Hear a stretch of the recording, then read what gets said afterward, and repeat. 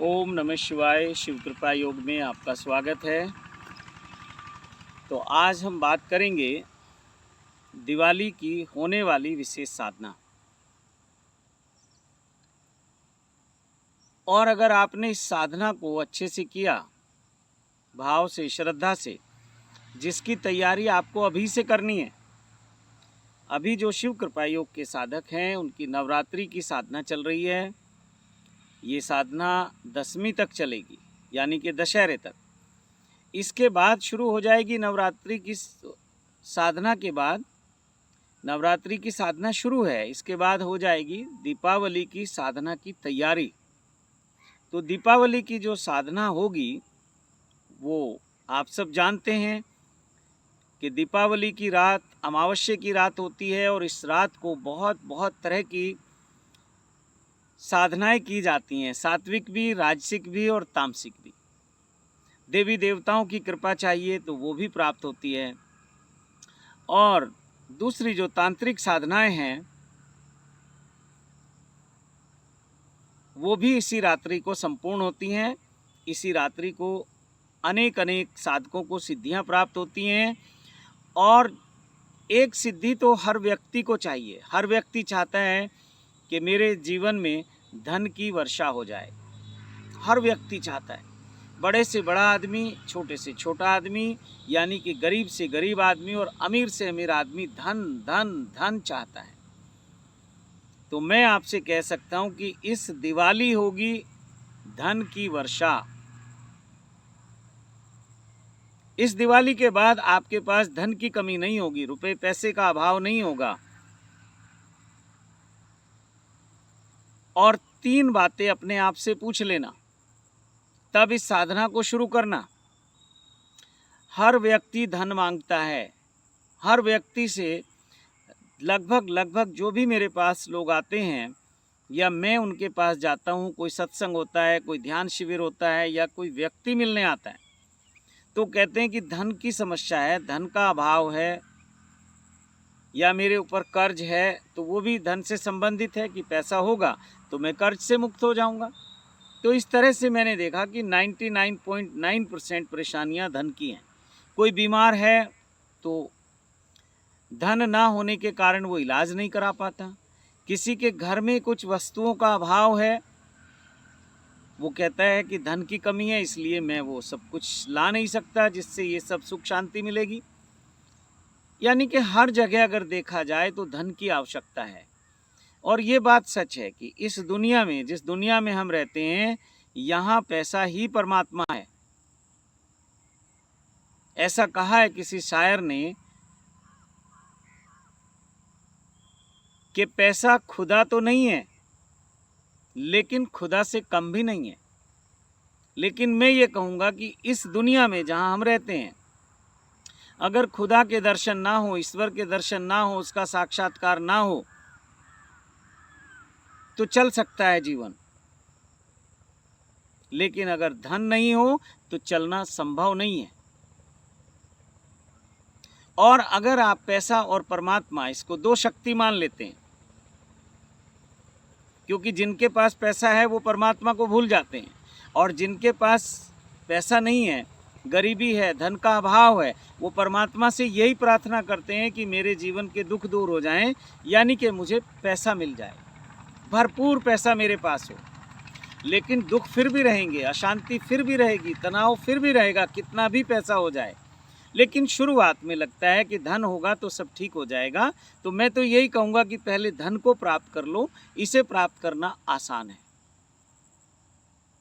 हालांकि जितना परिश्रम, जितनी मेहनत, जितना तनाव हम झेलते हैं इस धन को पाने के लिए, उससे कम तनाव में, तनाव तो वहाँ है ही नहीं, उससे कम परिश्रम में, और देखा जाए तो वहाँ परिश्रम भी नहीं है, तो इससे कम परिश्रम में, परिश्रम कहने से आपको बात समझ आएगी, हम परमात्मा की प्राप्ति कर सकते हैं, ईश्वर को पा सकते हैं। और देखा जाए तो वहाँ तो परिश्रम करना ही नहीं है। परमात्मा को पाने के लिए किसी परिश्रम की, किसी मेहनत की आवश्यकता नहीं है। लेकिन फिर भी क्योंकि हम दिन भर मेहनत करते हैं, परिश्रम करते हैं, हम उसी भाषा को समझते हैं।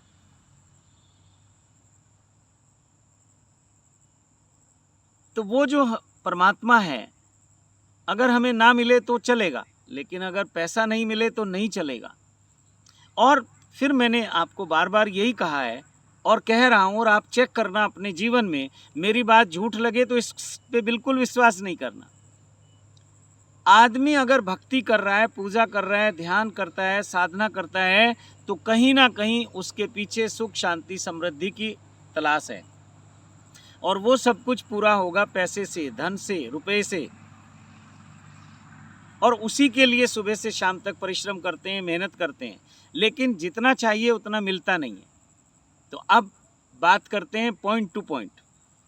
तो जितना चाहिए उतना मिलता नहीं है, तो सबसे पहले अपने आप से पूछो कि कितना चाहिए। अपने आप से सवाल करो, मुझे धन तो चाहिए, लेकिन कितना चाहिए? पूछो अपने आप से। और ये नहीं कि हर सेकंड आपका मन बदलता है, हर क्षण मन बदलता है, तो ये मांग कभी पूरी नहीं होगी। बहुत बार मैं लोगों से पूछता हूँ सत्संग में कि आपको कितना धन चाहिए? वो कहते हैं कि हमें जो है 1 करोड़ चाहिए। गरीब आदमी के लिए 1 करोड़ बहुत है। मैं कहता हूँ कुछ भी नहीं होगा 1 करोड़ से, और सोच लो। वो कहता है 2 करोड़। मैं कहता हूँ ये भी कुछ नहीं है, तो 10 करोड़ बोलता है। फिर मैं कहता हूँ अभी चांस है, आप मांग लो, कितना मांग सकते हो, ये मिलने वाला है। तो 100 करोड़, 1000 करोड़, 2000, वहीं बैठे बैठे 2-4 मिनट के सत्संग में वो बदलता रहता है उसका मन। तो ये कभी पूरा होने वाला नहीं है। आप ये देखो कि कितना चाहिए, यानी कि मेरी आवश्यकता क्या है, एक उसकी कैलकुलेशन करो, एक तुलना करो। और ये मैं अनुभव से बोल रहा हूँ, मेरे साथ ये चमत्कार हुआ है। मैंने भी मांगा था भगवान से पैसा, जब मैं आप जैसे ही मैं भी लगा हुआ था इस दौड़ में, तो मुझे तो बहुत मिला। जितना मैंने मांगा उससे तो बहुत ज़्यादा मिला। मेरी तो औकात ही नहीं थी, मैं सोच ही नहीं सकता था कि इतना पैसा मैं मांग लूँगा। लेकिन जब वो आ गया मेरे पास, जब वो आने लगा, तो मुझे वो व्यर्थ लगने लगा। तो ये बाद की बात है, अभी मैं इस चर्चा को यहीं बंद करता हूँ। ये आप अभी व्यर्थ को धन को व्यर्थ मत समझो। धन बड़ा सार्थक है, ये समझ के आप जीवन को जियो, साधना करो, भगवान से प्रार्थना करो, जो भी करना है यही मानो कि धन ही सब कुछ है। फिर कह दूं कि जिस दिन ये मिलेगा आपको पता चलेगा कि धन कुछ भी नहीं है। धन से यहाँ कुछ नहीं मिलता। धन के चोर बहुत हैं, और दूर नहीं, आपके परिवार में हैं, अपने लोग हैं। अपने लोग ही उस धन पे कब्जा कर लेंगे एक समय, और आपको कहेंगे कि ये तो हमारा है। बात भी ठीक है, आपने किया भी परिवार के लिए है, अपने को तो कुछ चाहिए ही नहीं। जिस दिन ये बात समझ आ जाती है, उस दिन धन की दौड़ समाप्त हो जाती है। लेकिन जब तक परिवार को आपकी ज़रूरत है, आप धन कमाइए। जब तक परिवार की जिम्मेदारी आपके ऊपर है, आप अपनी सब जिम्मेदारी बहुत प्रेम से, बहुत श्रद्धा से, मैं कहता हूँ भगवान के प्रति श्रद्धा मत करो, लेकिन अपने परिवार के प्रति श्रद्धा करो कि इस परिवार की जिम्मेदारी परमात्मा ने मुझे दी है, और मेरा परमात्मा ये मेरा परिवार है। ये मान के आप परिश्रम करिए, मेहनत करिए। और जिस दिन वो लेने लायक हो जाएं आपके उस परिश्रम को, धन को, मेहनत को, उस दिन उन्हें प्रेम से सौंप के फ्री हो जाओ। वो जो आप पकड़े बैठे रहते हैं वो दुख का कारण बनता है। खैर, आज हम बात कर रहे हैं कि धन प्राप्ति की। तो सबसे पहले पूछो कि कितना चाहिए, और साथ ही साथ ये पूछो कि कब तक चाहिए। अपने आप से ही पूछो कि मुझे कितना धन चाहिए। अब ऐसा नहीं कि आपको जरूरत है 1 लाख रुपए की, आप मांगेंगे 1 करोड़ रुपए। क्यों? परमात्मा इतना तो मूर्ख नहीं है जितना आप समझ रहे हैं। वो आपकी ज़रूरत के अनुसार हमेशा देता है। इसलिए कहा जाता है कि ज़रूरत तो पैदा करो। एक बहुत पुरानी सी कहावत है कि आवश्यकता आविष्कार की जननी है। जब आवश्यकता होगी तो आविष्कार हो जाएगा। तो आप आवश्यकता तो पैदा करो, कितने धन की आवश्यकता है, आविष्कार निश्चित हो जाएगा। उसी की टेक्निक मैं बता रहा हूँ आज आपको, उसी की चर्चा कर रहा हूँ। टेक्निक तो अभी मैं बताऊंगा। जो लोग इंटरेस्टेड होंगे, जो लोग इस साधना को करना चाहते हैं, वो मेरे नंबरों पे संपर्क करेंगे और हम चर्चा करेंगे। फिर आपकी खुशी होगी, इच्छा होगी तो आप उस साधना को आगे करिए, नहीं तो जय श्री राम। तो कितना चाहिए और कब तक चाहिए? और किस लिए चाहिए। तो 3 बातें याद रखना, कितना चाहिए, किस लिए चाहिए, किस पर्पज के लिए चाहिए और कितने समय में चाहिए, कब तक चाहिए। ये भी आपको पूछना होगा अपने आप से कि मुझे जो ये धन है ये कब तक चाहिए। अब ऐसा नहीं धन की आवश्यकता आज है और मिलेगा 10 साल बाद, नहीं। अपने आप से पूछो, डिसाइड करो और चाहो तो मुझे बता देना साधना शुरू करने से पहले, और नहीं तो अपने आप को बताओ, अपने उस परमात्मा को बताओ जिस पे आपका भरोसा है। और पैसे का परमात्मा जो है वो लक्ष्मी जी हैं, उसकी दाता जो हैं। हाँ, कुबेर जी, कुबेर खजाने के कोई मालिक नहीं है, अपनी मर्जी से नहीं दे सकते, वो लक्ष्मी जी की आज्ञा से देंगे, बिना आज्ञा के नहीं देंगे। वो एक ऐसा समझ लीजिए अकाउंटेंट हैं। तो अकाउंटेंट का मतलब ये थोड़ी है कि वो आपको जब चाहो वो मांगते दें।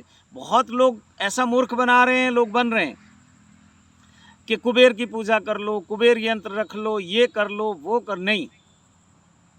अब बैंकों में बैठे हुए कर्मचारी बैंक का पैसा आपको लुटा थोड़ी सकते हैं। आप ये समझ लीजिए जो बैंक में लोग बैठे हैं ये कुबेर हैं, ये उस धन की रक्षा के लिए बैठे हैं, उस धन को बढ़ाने के लिए बैठे हैं, कैलकुलेशन के लिए बैठे हैं। और जैसे आज बैंकों में व्यवस्था है, एक समय कुबेर भगवान, कुबेर देवता को ये व्यवस्था सौंपी गई थी कि आप जिसको आवश्यकता है उसको धन दोगे। अब या तो जवाबदारी तुम लोगे और नहीं तो हमारे कहने पे दोगे, यानी कि धन की जो देवी है लक्ष्मी जी के कहने पर वो देंगी। इसी भ्रम में रावण ले गया था कुबेर को, अपने यहाँ बंदी बना के रखा उन्होंने कि कुबेर ही तो मालिक है खजाने का। नहीं, मालिक तो कोई और है, मालिक तो विष्णु जी की सेवा में थी। लक्ष्मी जी हमेशा विष्णु जी की सेवा में हैं और विष्णु जी को कोई आवश्यकता ही नहीं। लक्ष्मी जी ने बहुत बार कहा कि आपको कितना कुछ चाहिए क्या इस संसार को चलाने के लिए। उन्होंने कहा नहीं, सब चल रहा है, सब अच्छा हो रहा है। क्योंकि जब आप खुद ही भाग रहे हो, खुद ही मेहनत कर रहे हो, ईश्वर की वहाँ कहाँ आवश्यकता है। उसने कहा ठीक है, इनके भीतर मैंने एक ऐसी चीज़ डाल दी, ऐसा इंस्ट्रूमेंट फिट कर दिया कि इन्हें अपने पे भरोसा आता है और सारे जीवन भागते रहते हैं। लेकिन मैं ये कहूँगा कि थोड़ा सा भरोसा दिव्य शक्तियों पे करो, देव शक्तियों पे करो। और अगर एक शब्द में कहूँ तो लक्ष्मी जी धन की देवी हैं और उनके बहुत सारे गण हैं, बहुत सारी देवियाँ उनकी सखियाँ हैं जो इस ब्रह्मांड के कार्य को संभालती हैं। ऐसे विष्णु जी के बहुत गण हैं, ऐसे भगवान शिव के अनेक गण हैं, ऐसे हर मुख्य देवता के बहुत सारे गण होते हैं। पूरा ये एक तंत्र है, जैसे आपकी सरकार चलती है, एक प्रधानमंत्री हैं, अनेक फिर मंत्री हैं, फिर राज्य सरकारें हैं, फिर राज्य सरकारों में मंत्री हैं, फिर और छोटे लेवल पे आ जाते हैं तो डिस्ट्रिक्ट में कुछ पंचायत के चुनाव होते हैं तो वहाँ भी फिर ऐसे ही तंत्र है। फिर और नीचे आ जाते हैं ब्लॉक स्तर पे, फिर गांव तक आ जाते हैं। गांव में भी एक प्रधान को नियुक्त किया जाता है कि वो उस गांव की आवश्यकताओं को देखता है और सरकार से खजाना लेके उसको पूरा करता है। सड़कें बनवानी है, नाली बनवानी है, पानी का इंतजाम जो भी है। तो वहाँ ऐसा नहीं कि सीधे सीधे आप लक्ष्मी जी की पूजा करेंगे तो लक्ष्मी जी ही सबको आशीर्वाद देंगी, नहीं। लक्ष्मी जी की पूजा करेंगे तो वो जो उनकी गण हैं, गणिकाएँ हैं, वो आपको आशीर्वाद रूप में कैलकुलेशन करके कि आप कितने के हकदार हैं उसके अनुसार आपको धन का वितरण करती हैं। और हर व्यक्ति की पात्रता है, तो अपनी पात्रता को बड़ा करो। ये जो साधना इस दिवाली से शुरू होगी, इसमें आप अपनी पात्रता को बड़ा करेंगे। और पात्रता को बड़ा करने का मतलब ये नहीं है कि आप कहें मुझे 1000 करोड़ चाहिए, 10 नहीं मिलेगा। आप ये बताइए कि आपकी ज़रूरत क्या है, आवश्यकता क्या है, कितना धन चाहिए आपको और किस लिए चाहिए, पर्पज़ क्या है। माना 1 करोड़ रुपए चाहिए तो किस लिए चाहिए, क्या करोगे उसका, ये बताना होगा अपने आप को। किसी और को नहीं बताना, अपने आप को बताना है। क्योंकि वो ईश्वर, वो परमात्मा, वो देवी, वो शक्ति स्वरूपा भगवती जिसके अनेक रूप हैं आपके भीतर विराजमान है, बाहर नहीं है। आप सोच रहे हैं कि मंदिरों में जाके बोल देंगे कि हे माँ लक्ष्मी 1 करोड़ दे देना, 2 करोड़ दे देना, नहीं। खुद को बताना है पूरी ईमानदारी से। सबके साथ बेईमानी कर सकते हो लेकिन खुद के साथ नहीं कर सकते। तो इस विज्ञान को समझ लो, इस साधना को कैसे फलित होगी, कैसे ये विज्ञान काम करेगा। तो फिर से बता दूं कि कितना चाहिए, आवश्यकता क्या है, कितना चाहिए, किस लिए चाहिए और कब तक चाहिए, ये 3 बातें अपने से पूछ लेना। और अभी समय है, दिवाली की रात्रि को ये साधना शुरू होगी और साधना का रूप बाद में बदलेगा। दिवाली की रात थोड़ा सा विस्तार से साधना होगी, लंबी साधना होगी, लेकिन दिवाली के बाद ये बहुत छोटी साधना हो जाएगी। 10-15 मिनट में आपको रोज साधना करनी है, क्योंकि धन का जो आवश्यकता है वो आप केवल दिवाली के दिन नहीं है, जब तक आपकी श्वास चल रही है तब तक आपको धन की आवश्यकता है। और अगर जिम्मेदारी आपके ऊपर है तो आपके बाद आपके परिवार के लोगों को धन की आवश्यकता है। इसलिए हर आदमी अपने बाद की भी चिंता करता है। और ये जो जीवन बीमा वाली जितनी कंपनी खूब पैसा कमा रही हैं, ये भी लक्ष्मी जी की पूजा करती हैं, इनको भी धन चाहिए। ये लालच क्या देती हैं कि जीते जी आपको इतना मिलेगा और मरने के बाद इतना मिलेगा। तो ठीक है, आपको मरने के बाद भी धन चाहिए। आपके बहुत सारे ऐसे कार्य हैं जो आप करना चाहते हैं और धन के अभाव में नहीं कर पाते। बहुत दान देना चाहते हैं, मंदिर बनवाना चाहते हैं, गरीब बच्चों की शिक्षा का खर्चा उठाना चाहते हैं, तो बहुत बहुत तरह से आप करना चाहते हैं और हर व्यक्ति चाहता है। देखिए, अगर मेरी बात करें तो बातों बातों में शिक्षा की आई। देखिए, ये मैं आज कल्याण इंटरनेशनल स्कूल के प्रांगण में हूँ। ये उसका ग्राउंड है, अभी ये प्ले ग्राउंड है, बहुत ज़्यादा डेवलप तो नहीं हुआ। और ये पीछे उसका भवन है जो अभी नवनिर्मित है, अभी काम चल रहा है इसमें। तो मुझे भी आवश्यकता है और मैं भी ये चाहता हूँ कि जब तक मैं हूँ तब तक भी मुझे एक सेल्फ सेटिस्फेक्शन रहे, आत्मसंतुष्टि रहे कि मैं एक अच्छा कार्य कर रहा हूँ और मेरे बाद भी ये सिलसिला चलता रहे। तो आप लोगों की भी ये सब इच्छा होती है कि हम किसी मिशन के साथ जुड़ जाएं या हम स्वयं कुछ ऐसा कार्य कर पाएँ कि जिसे हम जब पैदा हुए तो हमें इस संसार में बहुत कुछ मिला, तो हमारा भी दायित्व है कि हम कुछ इसमें जोड़ के जाएं, अपना कुछ सहयोग, अपना योगदान हम भी दे के जाएं। तो उसी प्रयास में ये है, चल रहा है कार्य।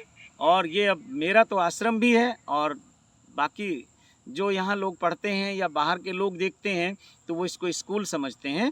बाकी मैं इसको शिक्षा का मंदिर मानता हूँ और मंदिर में पूजा पाठ, प्रार्थना, जप तप, ध्यान, अनुष्ठान सब कुछ होता है। तो अभी यहाँ सब कुछ चलता है।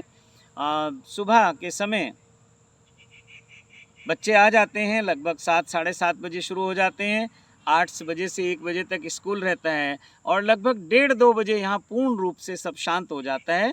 तो कुछ साधक मेरे साथ रहते हैं, वो साधना करते हैं और हम लोग बहुत आनंद से रहते हैं। तो खैर, तो इसी तरह से आप भी कुछ करना चाहते हैं, आपके भी कुछ सपने हैं, आपकी भी कुछ प्लानिंग है, तो ये अपने आप से पूछो और फिर ये साधना चलती रहेगी। जैसे पैसा आपके जीवन का हिस्सा है, प्रतिदिन पैसा चाहिए, दूध लेके आना है, राशन लेके आना है, बच्चों की फीस देनी है, घर का किराया देना है, बैंकों की किस्तें देनी है, वो प्रतिदिन देनी है आपको। ऐसा नहीं सोचना महीने में 1 दिन। और प्रतिदिन आप पैसे कमाने का प्रयास भी करते हैं, तो प्रतिदिन आपको ये साधना करनी है, केवल 10 से 15 मिनट। हाँ, दिवाली की रात ज़रूर थोड़ा समय ज़्यादा देना है। अभी समय सबका अलग अलग होगा, मैं तो संख्या बताऊंगा कि आपको इस साधना में इस माला की इतना जाप करना है, फिर उसके बाद रेगुलर चलेगी। ये नहीं सोचना कि दिवाली की रात हमने साधना की और बस फिर उसके बाद आवश्यकता नहीं है। हाँ, दिवाली की रात शुरुआत करेंगे और फिर ये धन की वर्षा आपके जीवन में होनी शुरू हो जाएगी। ऐसा ही समझो जैसे एक वृक्ष हमने लगाया, तो इस दिवाली की रात हम एक बीज बोएंगे अपनी कल्पना का, अपने जो हमारी इच्छा है उसका, कि मुझे धन चाहिए, तो धन के लिए एक बीज बोना है।